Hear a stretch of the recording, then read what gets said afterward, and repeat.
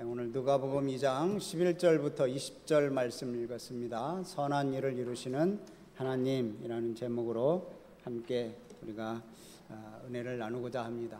우리 신앙생활을 하다 보면 이제 여러 가지 일들을 많이 하는데 안 해도 될 것들도 있는 것 같기도 하고, 그래서 그걸 꼭 해야 되나 싶은 그런 생각도 있기도 합니다.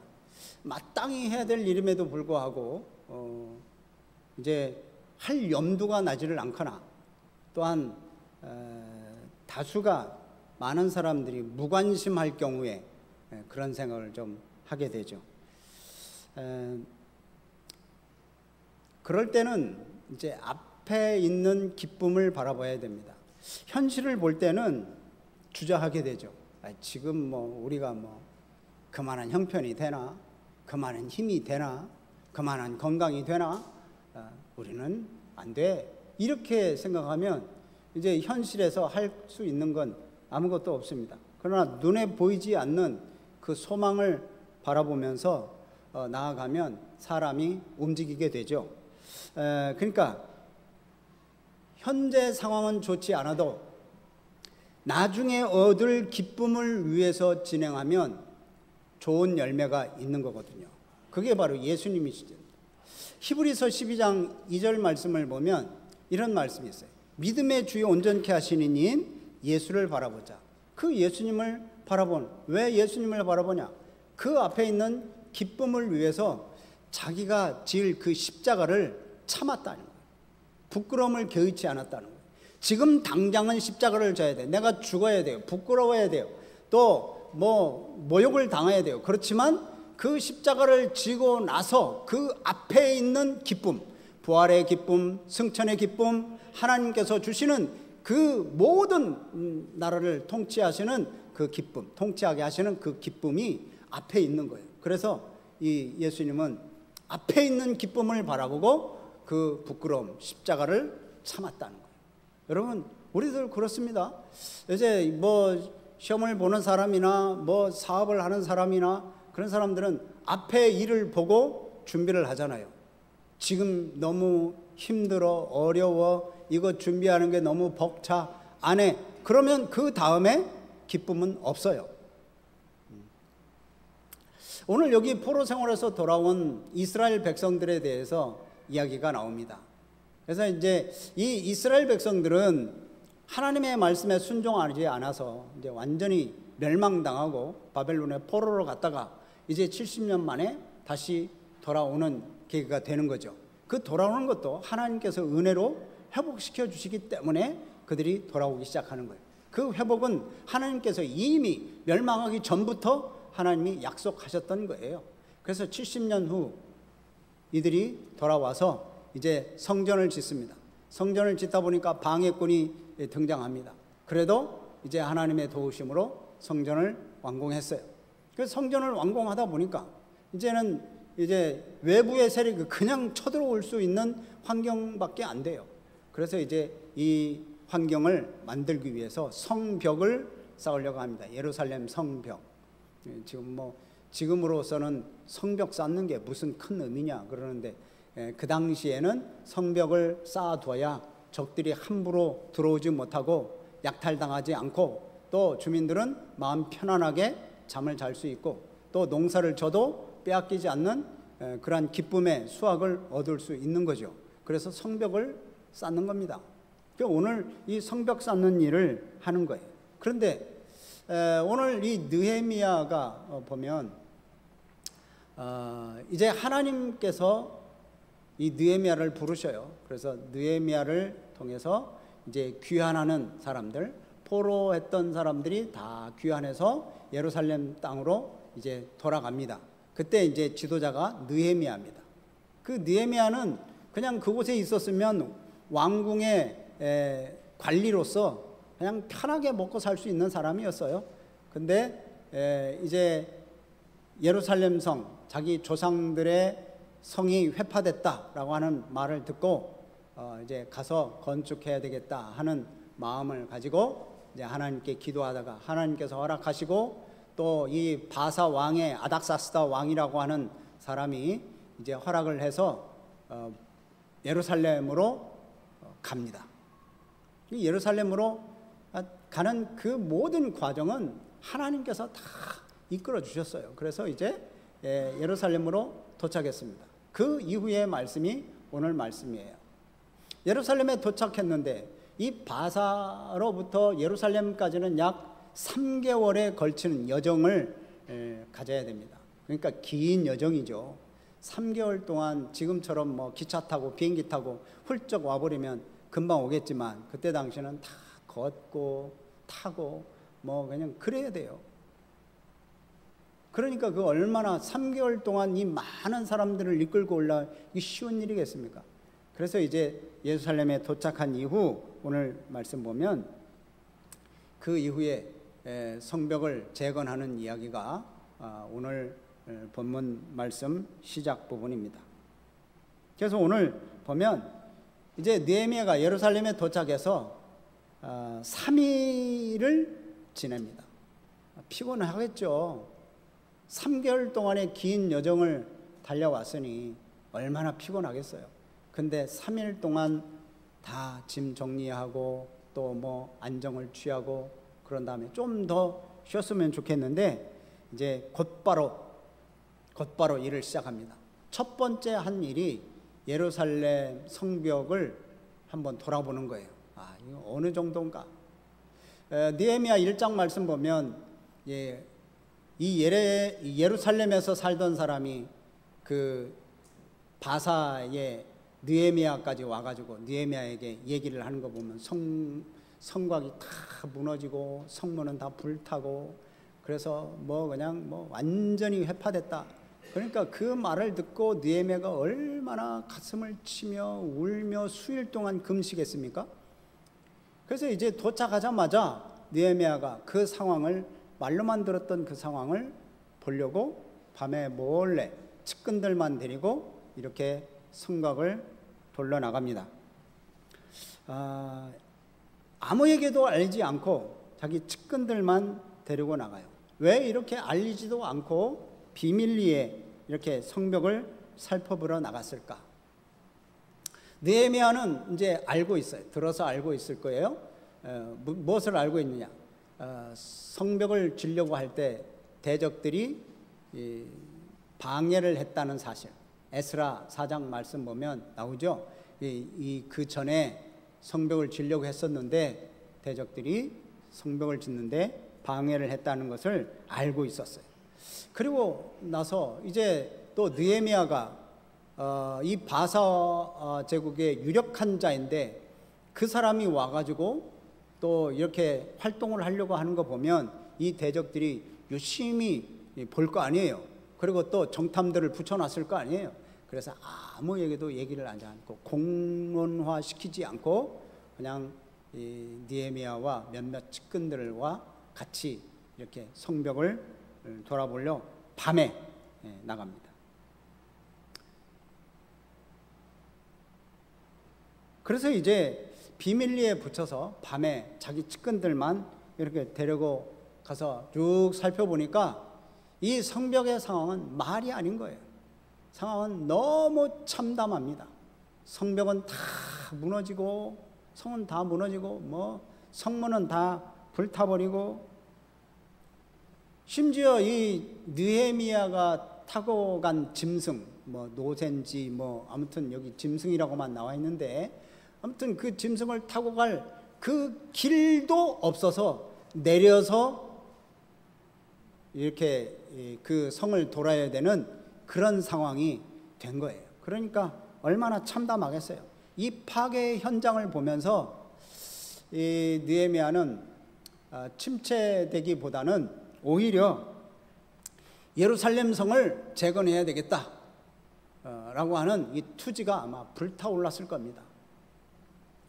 여러분 이렇게 하나님의 일을 할 때는 먼저 상황을 살펴보는 거예요.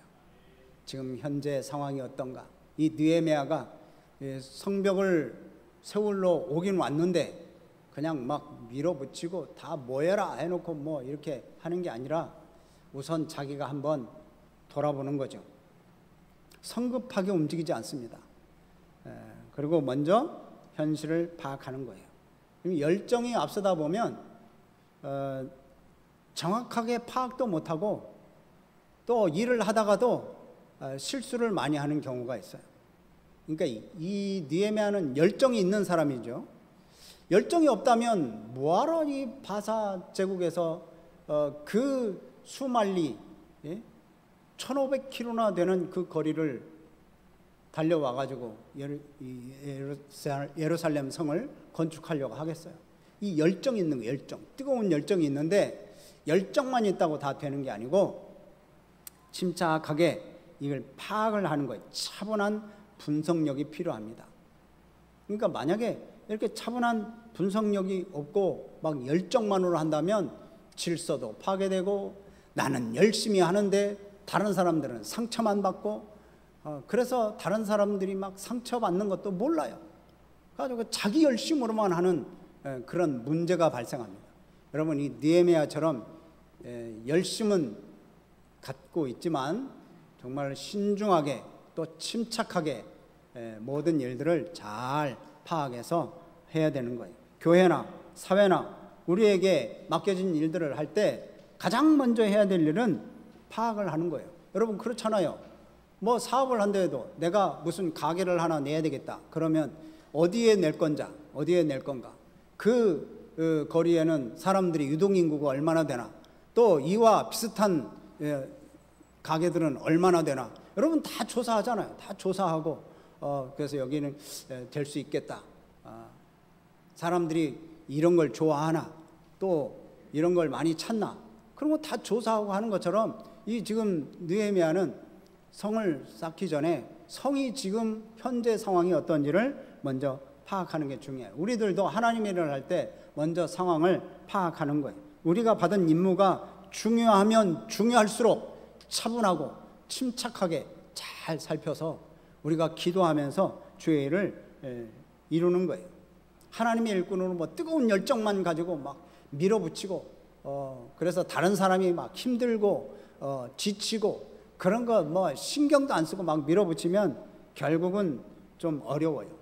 여러분, 열정과 신중함이 잘 조화를 이루어서 하나님의 일들을 잘 감당하시는 우리 성도님들이 되시기를 바랍니다. 그래서 신중하라고 그랬다고 뭐 안 돼, 이거 좀 더 기다려봐, 뭐 자꾸 미루는 그것도 또 좋은 건 아니죠.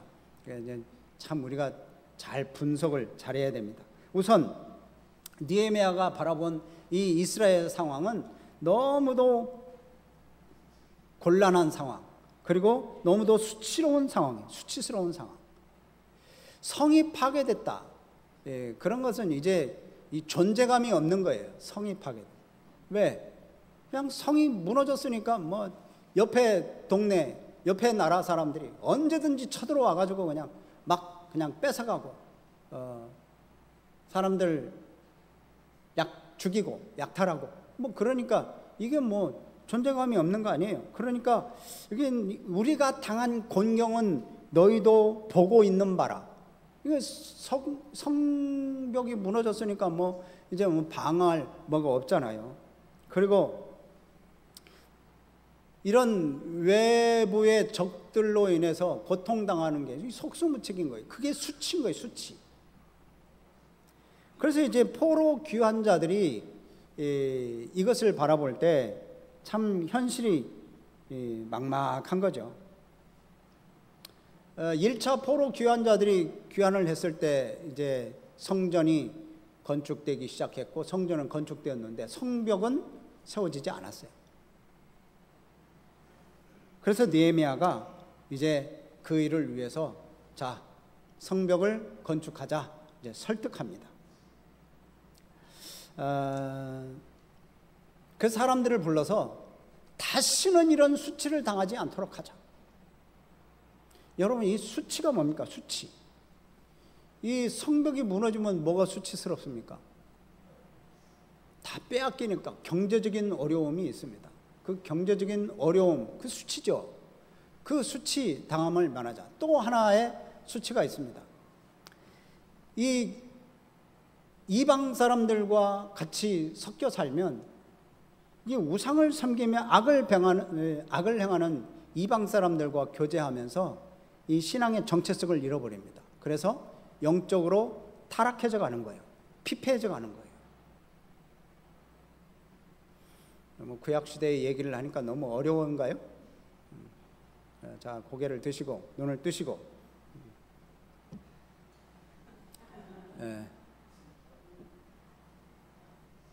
자, 그래서 느헤미야는 이 듣는 사람들의 의지를 굳게 합니다. 그리고 전체적으로 사기를 막 불러일으켜요. 그래서 지금 우리가 당하는 이 수치를 또 당하지 말자. 그러니까 우리 성을 쌓자. 그러면서 하는 얘기가 있습니다. 내가 왜 온 줄 아냐? 하나님의 선한 손이 나를 도왔다. 하나님이 나를 도와서 여기를 보내신 거지 내가 오고 싶어서 온 거 아니다.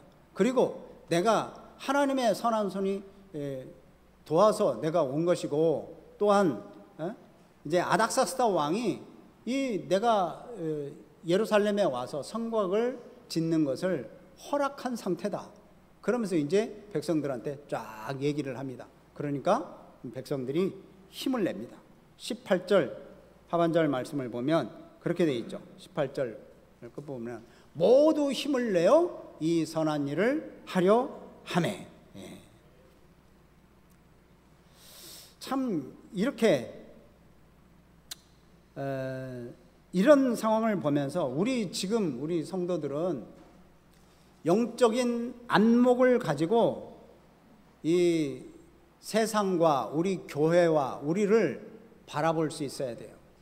영적인 안목으로. 한국 교회가 어떤지, 한국 교회의 상황을 여러분 좀 살펴봐야 돼요. 우리 믿는 사람들, 한국 교회 먹고 살만하니까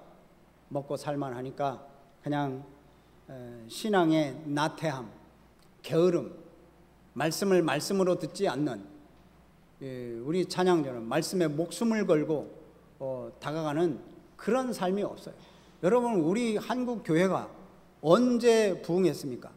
못 살고 못 먹을 때, 그때 하나님을 찾는 거예요. 하나님을 찾고 하나님의 은혜를 사모하니까 하나님께서 은혜를 부어주셔서 이렇게 부강한 나라로 세워주셨는데, 이제는 하나님 사랑보다도 돈 사랑이 더 좋아져요.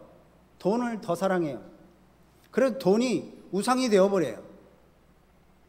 우리의 즐거움이 우상이 되어버려요.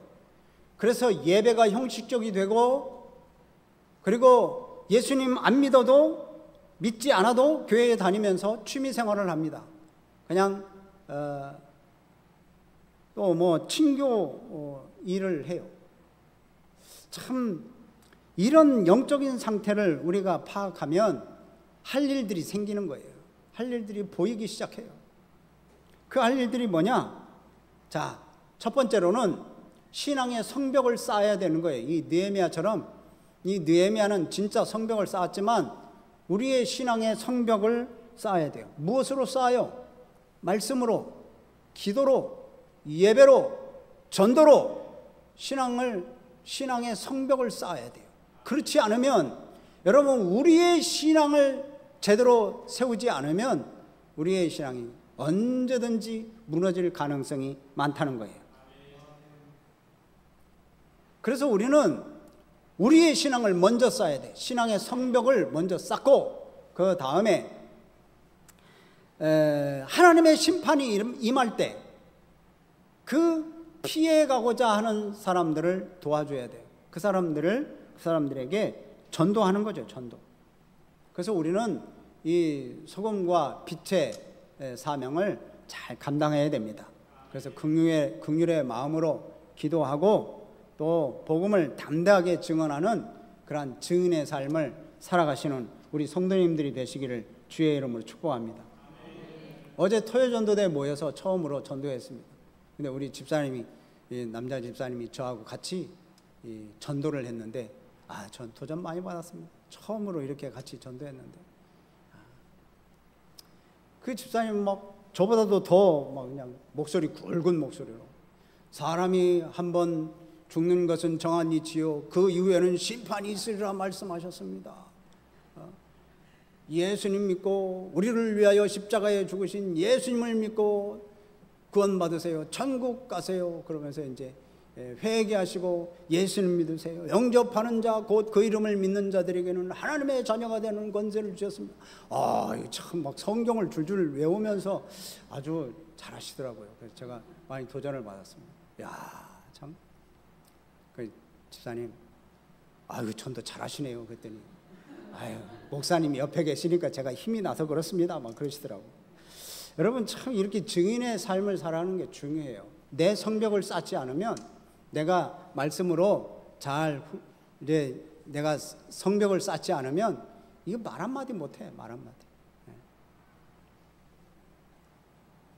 오늘 오후에도 전도에 대한 이 말씀을 함께 나눌 텐데 여러분 우리가 하나님의 일을 추진함에 있어서도 무엇보다 중요한 것은 하나님이 나와 함께 하신다라는 것을 확신하는 거예요. 이 느헤미야가 성벽을 쌓는데 성도들이 백성들이 많이 있었지만 하나님이 나와 함께 하셔서 나를 보내시고 나를 통해서 일하신다는 사실을 확신할 때 맡겨진 일을 하나님이 주신 사명으로 알고 그 일을 이제 완수하게 되는 것이죠. 우리는 지금 현실 속에 빠져가지고 하나님의 뜻을 깨닫지 못하는 자들을 깨우쳐야 돼요. 깨우치는 일을 우리가 해야 돼요. 그래서 하나님의 뜻을 깨닫고 바르게 행할 수 있도록 우리는 많은 사람들을 좀 인도해야 돼요. 할렐루야. 아멘. 자, 오늘 마지막 말씀을 봅니다. 19절 20절 말씀을 보면 이렇게 이제 느헤미야가 힘을 내서 자 우리 성벽을 쌓읍시다. 더 이상 곤경을 당하지 않고 수치를 당하지 않도록 성벽을 쌓읍시다 했더니 여러분 어떻게 되는 줄 아세요? 다 성도들이 막 일어났잖아요. 그 이제 백성들이 일어나서 그럽시다 했는데 갑자기 방해꾼들이 생기기 시작합니다. 이 방해자들의 활동이 적극적으로 시작이 되는 거예요.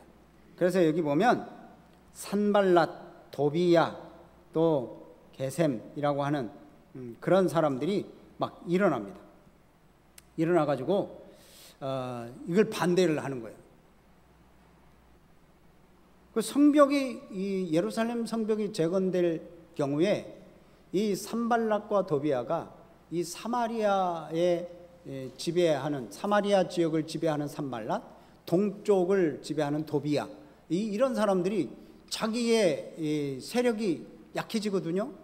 예루살렘 성이 딱 세워지면 예루살렘 성 안에서 이제 유다 백성들이 자기들끼리 이제 할 거란 말이죠. 그래서 자기에게 위협이 될 거라고 생각해서 너희들 성벽을 재건하는 것은 이 아닥사스다 왕을 배반하는 일이 될 건데 너희들 계속 할 거냐? 그러면서 이제 압력을 넣기 시작합니다. 그러면서 업신여기기도 하고 비웃기도 하고 그래요. 이 대적들의 반응이 그래요. 이에 맞서서 느헤미야가 너희들이 성벽을 중단시킬 아무런 이유가 없다. 그렇게 이제 반박을 합니다. 이 영적 싸움이죠. 영적 싸움. 그 너희들이 성벽을 중단시킬 이유가 없다 하면서 반발하는 그 이유 중에 그 얘기를 하는 것은 이제 하나님이 우리들을 형통케 하셔서 이 예루살렘 성곽을 잘 쌓게 할 거다. 그것을 이제 얘기하는 거예요. 그리고 또 아닥사스다 왕이 허락을 했기 때문에 허락을 받은 상태에서 성벽을 쌓는 것이니까 우리가 뭐 아닥사스다 왕을 배반하려고 성벽을 쌓는 건 아니다 라고 이렇게 하나님의 주권 가운데 있다는 사실을 선포하는 거예요. 여러분 이 느헤미야의 이 선포 이건 신앙의 고백입니다. 신앙의 고백. 대적자들은 조롱하고 비방하고 업신여기고 그러지만 그러한 조롱과 협박에 관심을 두지 않고 모든 일을 주관하시는 하나님을 바라보는 이 느헤미야. 여러분 너무 멋있지 않아요? 여러분, 우리도 그렇습니다. 우리도 하나님이 주신 사명을 감당할 때 여러분, 사탄이 공작을 피고 방해를 하고 그런 일들이 많이 있어요. 여러분, 그럴 때 우리는 눈앞에 닥친 시험, 연단에 거기에 집중하는 게 아니라 하나님의 일을 이루어 가시는 하나님, 모든 역사를 주관하시는 하나님, 그 선한 손길을 바라보시는 우리 성도님들이 되시기를 바랍니다. 지금 우리가 지난주부터 전도하기 시작했고, 또 새생명 축제를 위해서 이제 특별 새벽 기도를 선포하고, 또 새생명 축제도 10월 13일 한다고 이제 광고도 나갔습니다. 여러분, 이 시점에 이제 우리가 전도해야 되겠다 그런 생각 되시죠? 기도해야 되겠다 생각 되시죠? 그런데 참 사단이 많이 방해를 합니다. 사단이 방해를 하는 것 같아요.